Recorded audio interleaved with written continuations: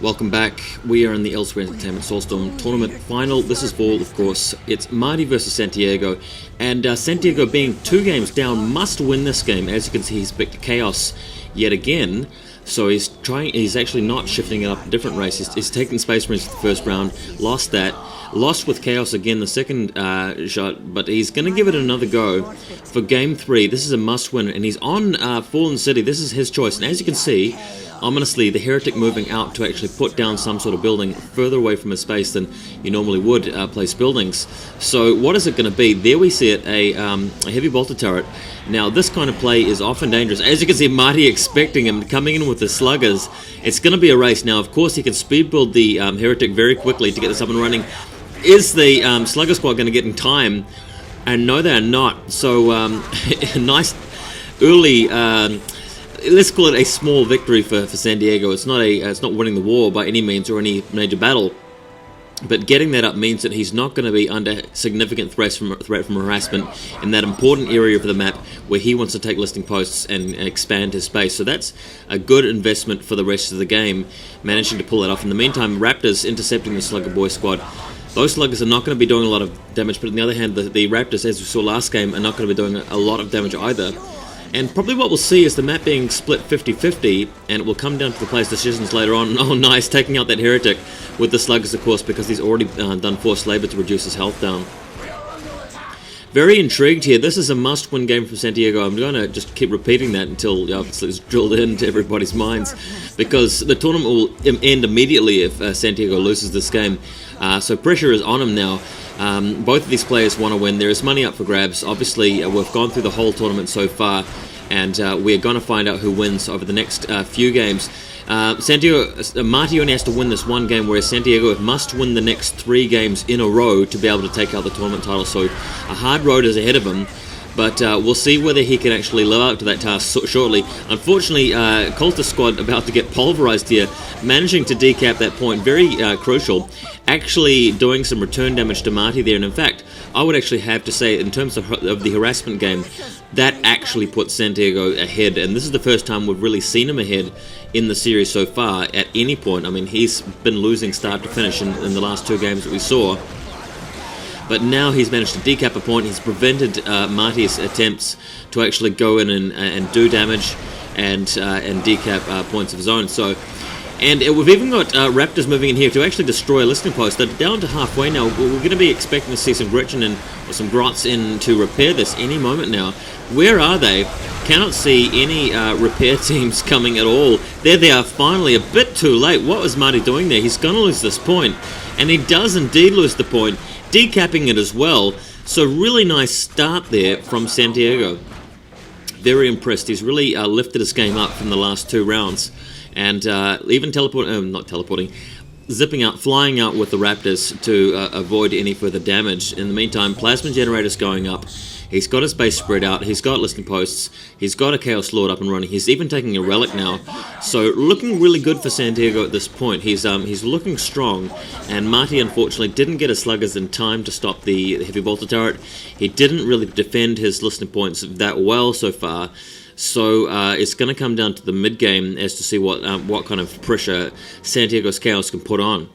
We've got shooters out for Marty, so it's about time for that. But we're just going to have to sit back, watch the proceedings, see if we can find any sort of point of interest from the next couple of minutes. Santiago now having taken the points in his territory, going for the critical objective on the bridge. In the meantime, Chaos Forces are getting ready to move over the other bridge. Chaos Space Marine squad up and running as opposed to mass Raptors, and I must say that's the correct choice, or at least the choice that I would have made, just because in this sort of map you really need to win some fights in the end game, and being able to have some range in the mix in terms of fighting and so forth is useful. You can't really just go around attacking things with Raptors, because eventually your opponent is going to put so many minefields down and listing posts are going to be up, and he's going to have repair teams available, and it's just not going to work. He's going to run out of jumps, and he won't really be able to win long term. However, with the Chaos Space Marine squad, he's got a platform to add plasma guns and heavy bolters and things pretty quickly. And I say quickly because he's actually managed to secure the 50% share of the map, and to get a solid economy backing him up. And Economy pays off more when you've got a unit to actually spend resources on, such as a Chaos Space Marine squad, as opposed to a Raptor squad, which you can only do so much with in terms of upgrades. They can't have heavy weapons, is kind of what I was getting there. And now moving on to be aggressive, Santiago's really not letting any time go to waste. He's put down the Tainted Auspex. Maybe he listened to our commentary from the previous game. Well, actually, no, he wouldn't have, because the replays have been played. But that prevents Marty from bringing in the Gretchen to actually repair that. So in the meantime, Sluggers against Chaos Space Marine squad, pretty decent matchup for the Chaos Space Marines, to be honest. They're really no slouches in close combat, especially with the Chaos Lord being nearby to deal with them. And Raptors decapping that point. Really nice job here from Santiago. He's definitely got the lead now in terms of economy, and he's doing really well, picking things off with the Chaos Space Marines. Just such a useful unit in support of what he's got in close combat already, which is the Raptors and the Chaos Lord. So Chaos Lord and Raptors engaging those troops in close combat, particularly the shooters, which you can't really allow to hang around and shoot for too long. In the meantime, picking up that critical objective as well. He's got plenty of plasma generators back at home, and before long we're probably going to be seeing an armory going up, if not tier 2, quick tier 2 to get some tier 2 vehicles or whatever. Hell Talons will be great in this sort of situation, being able to fly over the river in the middle of the map and start bombing LP2s would be really awesome. In the meantime, Shooter Squad moving up. And those Orks trying to recapture that point are going to be in a bit of trouble here, because obviously the Chaos Space Marines moving in to actually just spray them with bolter fire. Chaos Lord versus Big Mac now, and Big Mac, unfortunately, a bit outgunned there. He can't really deal with that Chaos Space Marine in white and toe-to-toe combat with the kind of fire support the Chaos have at this stage. And Storm Boys have arrived. Marty's done well to actually get those out. So for now, Santiago's going to have to retreat. He's going to get some upgrades first before he starts dealing with the Storm Boys. Maybe another squad, any heavy weapons, and he'd be fine in the situation if he had another squad backed up there, or even some grenade launchers. But yeah, wrong sort of strategy to be adding the grenade launchers, to be honest. And here we go.